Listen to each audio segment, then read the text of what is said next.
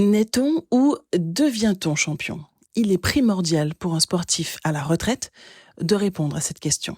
Salut, c'est Gladouane, multiple championne de France dans 4 disciplines différentes. Ça y est, tu commences à bien connaître mon palmarès maintenant. Plusieurs titres nationaux donc, au triple saut, hauteur, longueur, heptathlon, médaillé d'or et d'argent aux Jeux de la francophonie au Liban. Alors oui, je sais que la question du jour est assez récurrente. D'ailleurs, Tony Estanguet, triple champion olympique du canoë-kayak, aujourd'hui co-président du comité Paris 2024, disait dans une interview pour le magazine Terre Essence, « On ne naît pas champion, on le devient ». Et je partage son avis, mais pas complètement. Je t'explique. Il n'aura échappé à personne qu'il est nécessaire d'apprendre la technique pour performer. Un apprentissage long qui permet à l'homme avec un grand H, c'est-à-dire l'humain, l'homme et la femme, de grandir et devenir un expert. Il faut découvrir ses objectifs, s'adapter à son environnement, à son statut évoluant tout au long de sa carrière et à ce corps changeant. Une étude démontre que 25% des jeunes ont débuté une activité physique en regardant une grande compétition internationale à la télé. Mais l'étude ne dit pas combien de ces jeunes sont devenus sportifs de haut niveau. Pour devenir sportif de haut niveau, il faut plus qu'une envie fugace, plus qu'un effet de mode et surtout plus que de la technique. Qui ne connaît pas un mec qui s'entraînait à fond, qui semblait être un supra-expert de la technique et qui n'a jamais percé malgré toute la bonne volonté du monde? Et qui ne connaît pas un mec hyper doué qui n'a jamais fait carrière? On peut même combiner les deux. Un mec doué et hyper technique qui a totalement disparu avant la carrière de haut niveau qui lui semblait promise. Combien de prodiges connais-tu qui ont disparu? Devenir sportif de niveau, ça se passe dans les tripes, le truc inexplicable, un mélange de force, de sensibilité sans pareil, une détermination, une volonté d'y arriver au-delà de tout. Et quand je dis de tout, c'est tout. D'ailleurs, à ce propos, j'en profite pour faire une petite aparté sur le dopage. Imaginez-vous à quel point de désir il faut en être pour savoir qu'en prenant tel ou tel produit, je mets ma santé en péril. Et pourtant, je décide de le prendre. À quel niveau d'envie faut-il être pour décider de prendre un truc qui va t'obliger à te lever la nuit? Parce que si tu ne pédales pas ou si tu ne fais pas une activité physique, eh bien tu vas mourir. Certains faisaient des abdos, d'après ce que m'ont raconté mes teammates. Un autre teammate m'a raconté qu'il portait un appareil la nuit qui se mettait à biper lorsqu'il fallait se lever pour faire de l'exercice. Imagine-toi le stress en te couchant, en te disant « si je me réveille pas cette nuit, je vais mourir ». Je ne parle pas de ceux qui ne savaient pas ce qu'ils prenaient, à qui on disait « prends des vitamines ». Ou encore ceux qui se dopaient pour faire comme tout le monde, comme la masse, comme ses coéquipiers. Je parle de ceux qui avaient pleine conscience de ce qu'ils prenaient. Et forcément, c'est de plus en plus le cas aujourd'hui avec l'accès à la connaissance, avec Internet, etc. Et pourtant, je ne crois pas qu'il y ait de moins en moins de dopés. À quel niveau de désir faut-il être pour se doper consciemment? À quel point ta volonté de gagner atteint des sommets incompréhensibles et indescriptibles pour être le meilleur ou la meilleure, marquer l'histoire. Et ça, les laboratoires l'ont bien compris. Bien sûr, je ne suis pas en train de dire que je cautionne le dopage. Je mets juste en perspective notre capacité à payer un prix élevé pour gagner, c'est-à-dire le coût de notre vie.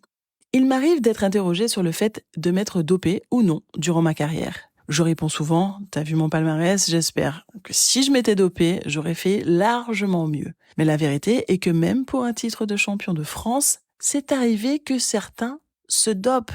Pour nourrir cet ogre assoiffé de victoire qui n'est jamais rassasié, certains sont prêts à beaucoup, voire à tout. Mais d'où croyez-vous que vient cette volonté? De la télé? Des autres, des parents, la volonté de faire mieux que son frère, que sa sœur, la volonté d'exister, de marquer l'histoire, de se faire un nom, comme on dit. Quelle est cette petite voix qui en veut toujours plus? Quel est ce gouffre intarissable? Lors de mes différentes rencontres, j'ai discuté avec des parents qui voulaient que leurs bambinos deviennent des champions, des stars du ballon rond, souvent. Ils me disaient, tu veux pas leur parler pour leur expliquer la motivation, la discipline, mais en vrai, comment motiver quelqu'un? Encore plus quand c'est un enfant, encore plus quand c'est un enfant que tu ne connais pas. C'est simple, je te donne un exemple. Demande à un enfant de faire un truc qu'il n'a pas envie de faire. Ranger sa chambre. Essaie de le motiver à aller à la plage s'il n'en a pas envie. À part le chantage, qu'il soit affectif ou pas, je ne suis pas sûre que tu obtiendras les résultats que tu souhaites. J'ai même croisé quelqu'un qui m'a dit, et là, alors là, pour moi, c'est le grand champion, hein, c'est le champion toute catégorie confondue. Il m'a dit, j'aurais pu avoir une grande carrière, mais je n'aimais pas m'entraîner. Eh ben Coco, c'est précisément là que le bas blesse. Comment veux-tu devenir sportif de haut niveau sans t'entraîner? Car un sportif de haut niveau, c'est, et je vais dire un chiffre au hasard, hein, mais c'est 95% d'entraînement et 5% de compétition. Donc non, tu n'aurais pas pu faire carrière. Et on ne va pas se mentir, tout le monde n'est pas fait pour devenir sportif de haut niveau. Tout le monde ne peut pas s'astreindre à cette vie-là. D'ailleurs, la France fait très certainement partie des grandes nations qui ramènent le plus de médailles dans les catégories jeunes. Mais comment expliquer le gouffre après chez les seniors? C'est simple selon moi. Tant que l'organisation de vie est logique et que le sport reste un loisir en marge de l'école, c'est facile. Quand il faut commencer à faire des choix, c'est là que ça devient difficile. Et c'est précisément là que tu deviens sportif de haut niveau. On prend souvent en exemple le système américain des universités, mais c'est pareil. Il y a énormément de sportifs dans les universités américaines. Mais combien deviennent professionnels? Alors oui, il n'y a pas de place pour tout le monde, encore plus aux États-Unis, on le sait. Mais je ne suis pas sûre que 100% des sportifs à l'université aient envie de devenir sportifs professionnels. Ma famille me disait « Mais tu fais quoi? Pourquoi tu continues? Ça sert à quoi? Et tu gagnes pas un rond avec ça. » Et c'était vrai, hein, enfin, à cette période. Et clairement, je me souviens avoir raconté à des amis que je n'étais pas là un soir pour ne pas qu'ils constatent à quel point mes placards étaient vides. Il ne me restait que du lait et des céréales. Le truc horrible quand t'as faim et que t'as rien à manger. D'ailleurs, j'ai une bonne pensée pour tous les étudiants à qui ça arrive parce que je sais qu'ils sont de plus en plus nombreux.